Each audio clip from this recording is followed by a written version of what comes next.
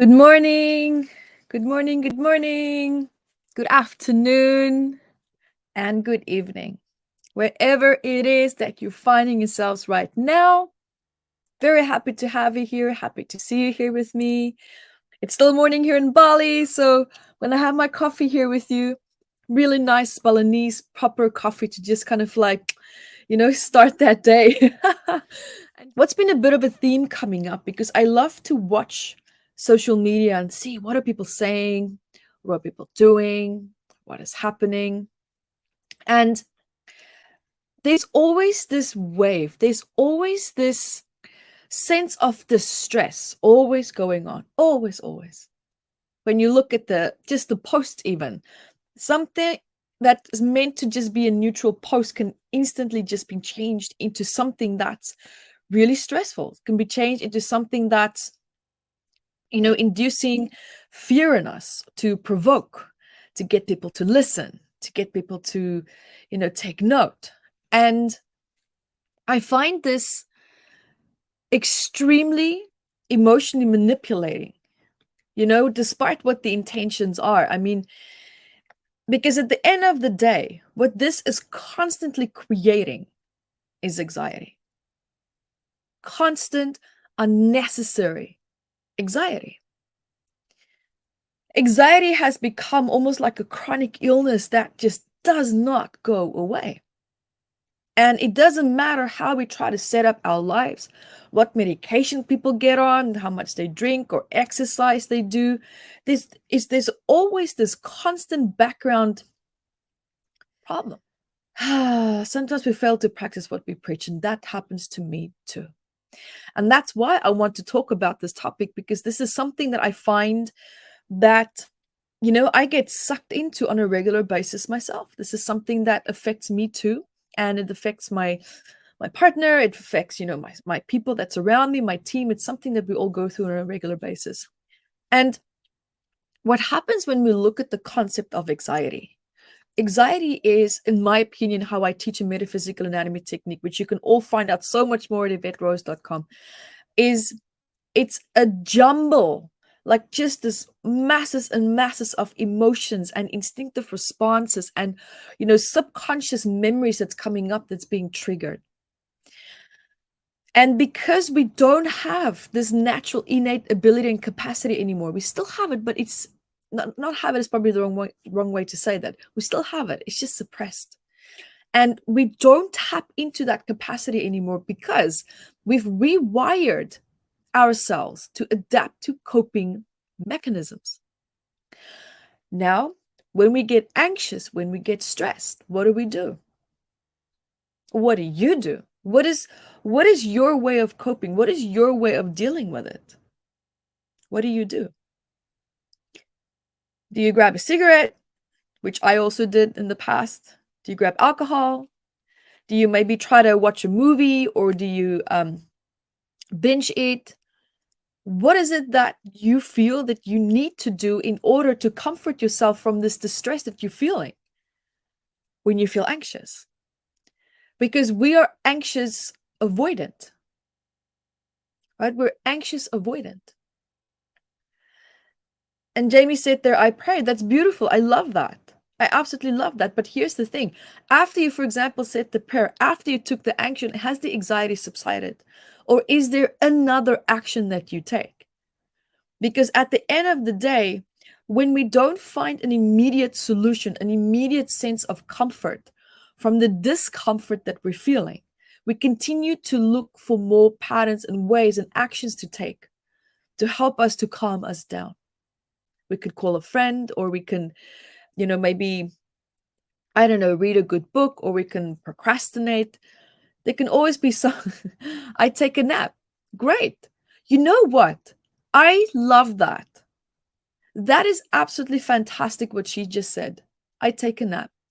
Because did you know that taking a nap, even if it's just for 20 minutes, when you are stressed, it's 15, 20 minutes, your body literally now has the ability and the capacity to self-regulate. Your body emotionally self-regulates itself When you take a nap, when you feel stressed. Yes, I usually watch a movie or escapism, then I go into solution once I'm feeling lifted. Exactly, that's exactly it. So what these two people just said, they do something to actually take a break from what they're doing. It absolutely works. It's a fantastic strategy. And it's funny, I wanted to talk about that today, but you beat me to it. So when we look at actions, but I want to get quickly back to what I was saying because it's actually important. I'm going to lead back to what we were just saying. This is so much fun. I love this. I love when we're all, connected and we're all kind of starting to get a sense and feel for what is it that the body needs. And when we look now at how we wire ourselves when we have certain emotional experiences or the stress that we're feeling, what also happens is we feel the stress, we feel the trauma, we feel the anxiety coming up. We take an action, and then we repeat that action again and again and again to find the relief that we want, that we need. And what happens then is we rewire our mind for when we feel anxious, we need to take these actions. Now, some people actually gave really constructive solutions here, but most people don't have constructive solutions. The relief and the comfort that they need from the discomfort. And so when we look now at this rewiring, what we end up dealing with is not just the anxiety and the trauma that, as a result of the anxiety and vice versa. Sometimes one and the other can actually trigger each other or be a cause of each other. It's not just a one-way street. And when we look at that,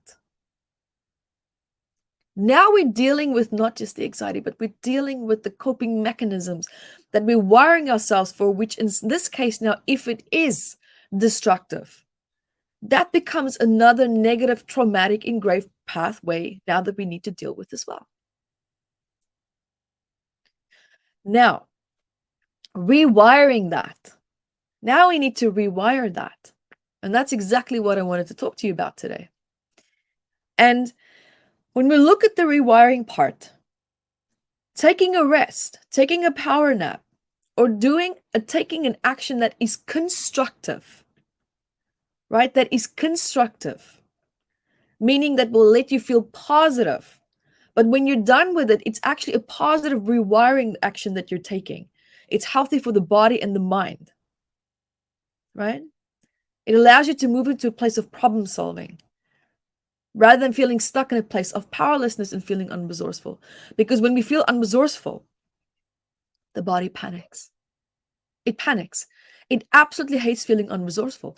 And the reason why it feels unresourceful is because we didn't have potential positive, constructive solutions to deal with the stress that we felt at the time. And what happens? The body remembers that. The body remembers and programs and records traumatic events. And when the body feels unresourceful, that is a traumatic event. When you look back at your past and all the things that you feel that you cannot let go of, how did you feel in that moment? Very unresourceful, very powerless, very angry, very stressed. So what we want to do in that moment is, even if the body feels unresourceful, we want it to go into a place where it feels safe. We want it to move into a place in a state where it feels in control. And the best thing that you can do is to feel that you can now create that safe space where you can maybe just take a nap for 20, maybe 15 minutes. But now not all our lives is set up for that. Meditation is a great way, absolutely. So when we look at this now, what do we do if we can't have a nap? I mean, some of us, we have work, we have things to do, we have people always observing us. The best thing that I've noticed that works for me is if I'm in front of people or when I'm teaching or something is going on and I don't have that space where I can quickly meditate or have a nap. I actually sit there and take a deep breath through my nose and I hold my breath for as long as I can. For as long as I can. Because what I notice what it does is it regulates the nervous system. Instantly, it regulates the nervous system. It resets it. It calms it down. You're actually telling your body, it's okay. And what happens then? It tells your amygdala, your panic button, which is the immaturity and the responsiveness of an inner 4-year-old. That's pretty impulsive, right? It takes a lot of convincing to negotiate with this little amygdala, to tell it, this is okay. It's okay. And so just taking that deep breath is fantastic. And another wonderful way that you can do this that will really help you is if you have the luxury, if you can go to the bathroom or you can have a private space quickly, is to actually stand up and jump and shake your arms and legs. Jump until you feel tired. That also resets your nervous system. How can we heal our mind? Lizou, I have a really awesome video on YouTube, evettevideos.com, how to heal negative thoughts. And I have also emotional healing sessions. So what you can do is you can go to www.guidedhealingsession.com. I have a free guided healing session there that you can also use combined with actually metaphysical anatomy if you want, because, you know, whatever you find with the elements of emotional stress that comes up with this, you can actually go to that healing session and just zap it and work on it and address it and go deep down into the root causes in a very gentle and also very graceful way. And so when we look at these patterns now, this is a really great way that you can start to rewire yourself by taking positive action. So the next time when you feel really upset, the next time when you feel really stressed, the next time when you feel really anxious, ask yourself immediately, what action can I take right now that can bring me closer to feeling just a little bit calmer, or what will make me happy right now?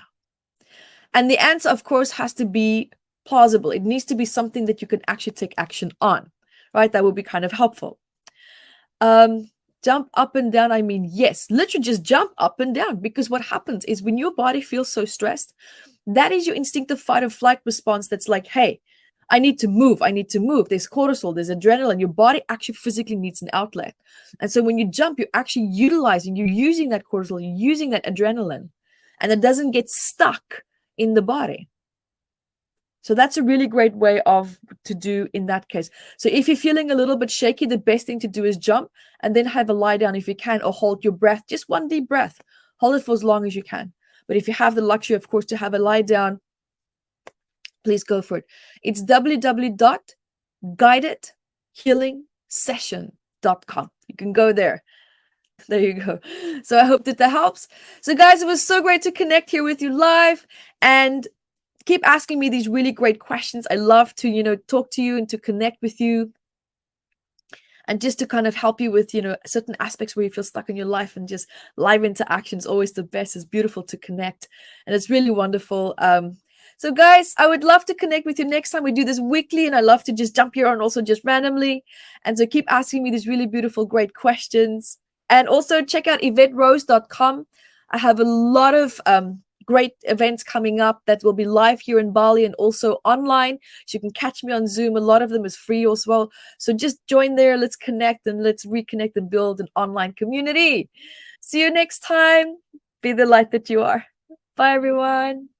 Thank you for watching this video, and I'm sure that you learned a lot. So guys, subscribe to my channel here and also hit the notifications bar, and so that you can get notified every time when I upload a new video. So guys, also remember to share the video, and also look out for courses that I have below in the description bar.